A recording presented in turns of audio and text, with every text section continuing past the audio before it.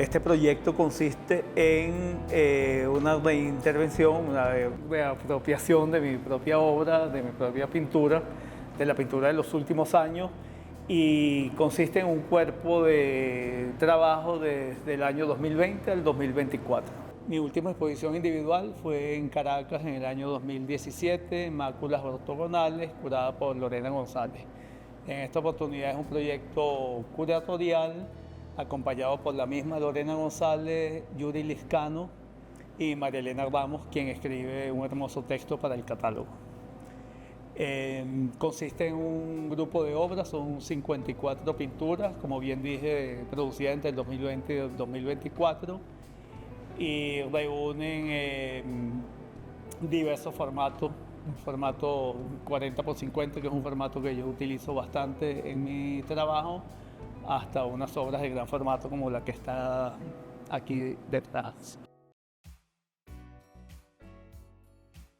Bueno, el proceso de trabajo, Pentimento es una estrategia de trabajo, ¿verdad? Como bien dije, es intervención de mi propia obra, es una revisión que surge en tiempos de pandemia, en un momento en el cual era muy difícil conseguir material. Más allá de comenzar una pintura desde un lienzo en blanco, comencé a hacer una revisión de obras del 2010, 2012. Empiezo a desempacar obras en el año 2020, en medio de la crisis la paralización del planeta, como sucedió en esos tiempos. Y mi lienzo en blanco entonces viene a ser sustituido por obras ya acabadas. Es decir, cada obra de alguna manera responde a lo que ya existía en cada soporte, ¿ok? Entonces es una pintura que no surge de un lienzo en blanco, es una pintura que se trabaja sobre una pintura que ya estuvo hecha, y pentimentos, que en italiano se traduciría como en español, un término en italiano que sería arrepentimiento, pudiera ser cambios de dirección en los procesos creativos. Es decir, eso surge de todo lo que se descubre en la pintura del Renacimiento, cuando los pigmentos, quizás por resistencia a la luz, empiezan a mostrar lo que está debajo. En este caso no es un accidente, en este caso es una intención previa al trabajo que voy a desarrollar bajo esa estética, ¿ok? Entonces es un trabajo sí, de reintervención, de repintado, pero de alguna manera simbólicamente es también revisarse a uno mismo y reescribirse a uno mismo. Entonces es como que cada obra, de alguna manera yo vierto mi biografía, por eso quizás pudiera verse la diversidad de soluciones pictóricas. Es decir, formalmente cada obra responde a un momento. Entonces no es simplemente un repintado de una pintura, sino una revisión autobiográfica, digámoslo así. En el arte contemporáneo hay procesos o hay momentos como el de Robert Rauschenberg, cuando interviene la obra de Willem de Kooning, que es la obra Erasure, y en esa obra Robert Rauschenberg va de una pintura, de una obra de Kooning, y por proceso de desbastado, de eliminación, llega al soporte de la pintura. En este caso pudiéramos hablar de unos erasure que se dan no por la vía de la eliminación, sino de la adición. Es decir, es un proceso de pintura sobre pintura. Un poco eso, diría yo, sería el denominador común de las obras que conforman este cuerpo de trabajo Pentimento, como bien dije, 2020-2024. De alguna manera es inevitable, como venezolano que soy, ¿no? Artista plástico de este país, además egresado de la Universidad Central de Venezuela en un área que no es las artes plásticas. Yo me gradué de ingeniero civil en algún momento en el pasado. Pasé 5 años, los más hermosos y felices de mi vida, en esa maravilla de ciudad universitaria que tenemos. Es inevitable que haya alguna referencia con alguna obra de Vasarely, de Pefner o de Malevich, más la tradición que todos portamos del cinetismo, de la ciudad tan maravillosa y tan caótica como es Caracas. Todas esas referencias, por supuesto, están allí. Pero es bien válido también decir que uno toma distancia de esos clichés o de esos encasillamientos, en que tu obra pudiera parecer cinética porque contiene una raya vertical o una raya horizontal. Muy lejos de eso, yo creo que mi abstracción apunta más a una abstracción de carácter emocional, si eso vale el término. Creo que es una abstracción bien particular, más que una abstracción desde el punto de vista formal o alguna conexión con estos antecedentes o estas realidades en las que crecimos y vivimos. La abstracción para mí es una estrategia, y es una estrategia para hablar de asuntos quizás más complejos. Es decir, utilizo la abstracción más que como un medio formal, más la utilizaría, diría yo, como una posibilidad de sintetizar asuntos más complejos del pensamiento, diría. Es decir, la abstracción como estrategia, más no como lenguaje o como fórmula estética.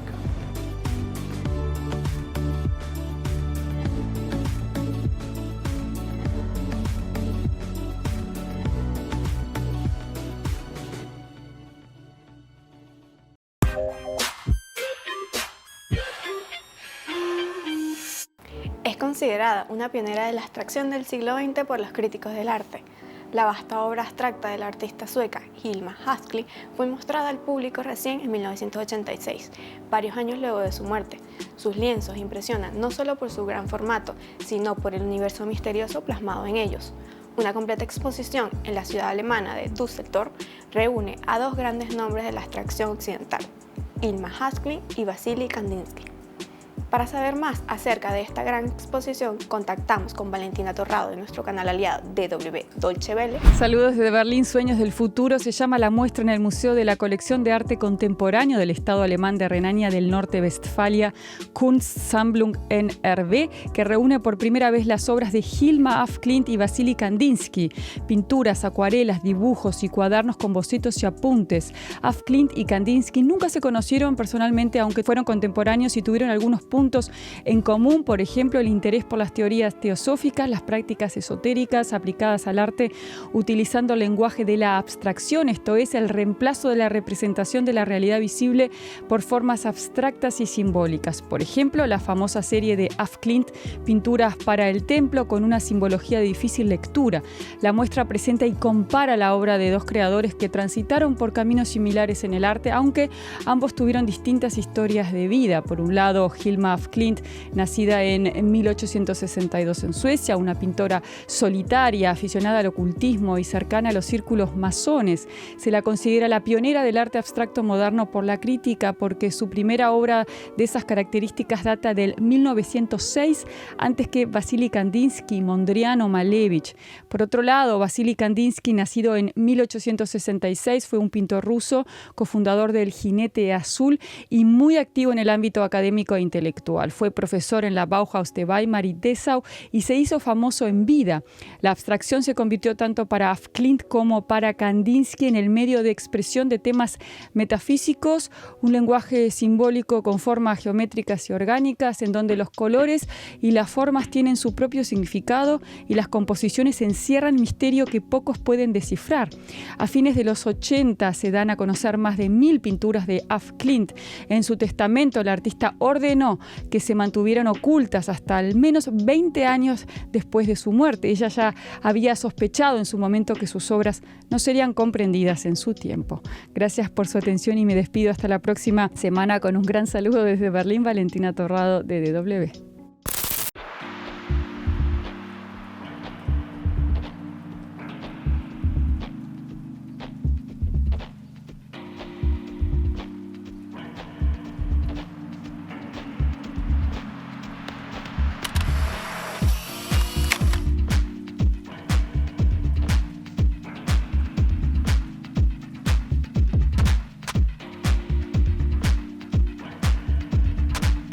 Mi enfoque es más que nada en la fotografía y en el video, y estoy ahorita presentando mi expo Distorsiones Cognitivas, que estoy haciendo en el Rice, una galería en Los Palos Grandes.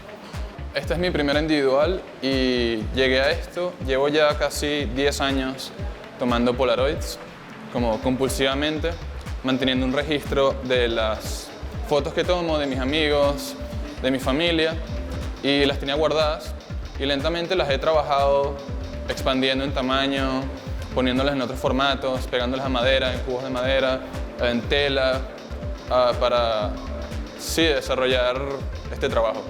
Me gusta lo de la Polaroid, lo instantáneo obviamente, pero también siento que en la Polaroid tiene un color, un tono muy particular que para mí es muy bonito, es muy bello y nostálgico. Y creo que la fotografía digital no tiene el mismo tono que puede tener una Polaroid. Por eso me interesa tanto. Yo me gradué de cine, estudié cine, pero nunca me apliqué a hacer cine como tal. Pero sí encuentro que editando videos me puedo expresar mis ideas de una forma muy divertida. Y me gusta mucho editar los videos, me gusta mucho encontrar películas viejas y trabajar con eso. Sí, me interesa mucho eso, lo nostálgico. Los glitches que aquí presento son básicamente unas Polaroids de amigos y amigas que en el proceso de escanearlas me di cuenta que si las vas moviendo mientras se están escaneando puedes crear estas como disrupciones en la imagen que me parecieron muy bellas, entonces pasé un buen tiempo explorando y experimentando y de ahí salieron estas series.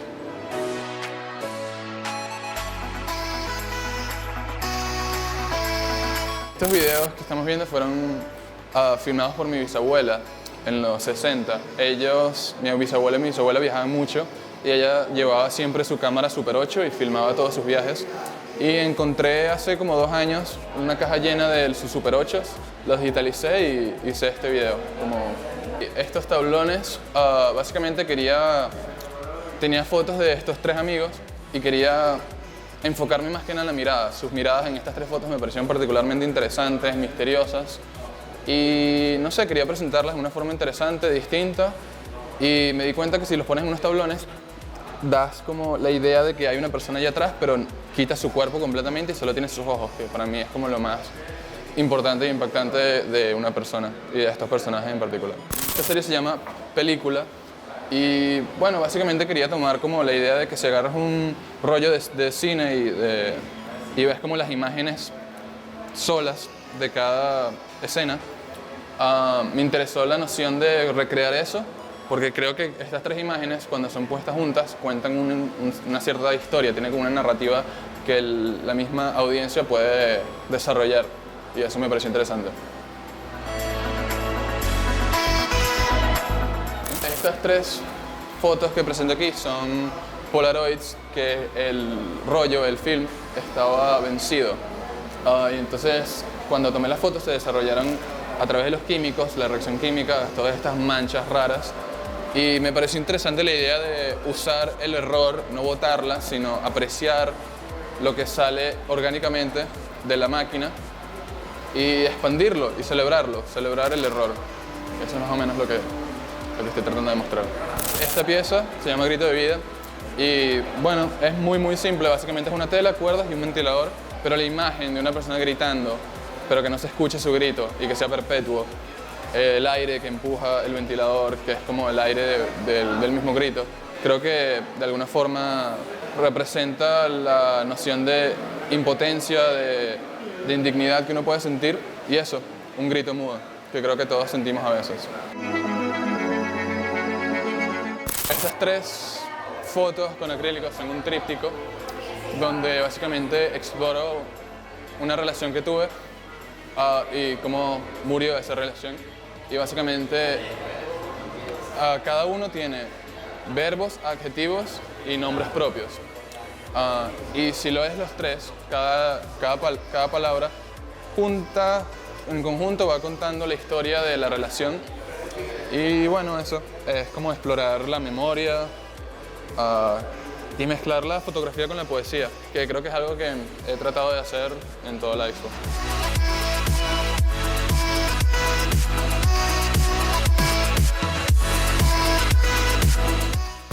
Ok, estas son unas piezas que hice de mi amigo Anders Sinetar y Dani Abuco. Les tomé fotos de cada parte de sus cuerpos y las puse en cubos para crear como unas estatuas o tótems de sus figuras, pero mezclé sus cuerpos para, no sé, representar cuerpos que posiblemente no son los que consideramos normales, pero supongo que de alguna forma estos cuerpos son presentados así, que nos dice que son válidos y que son bellos.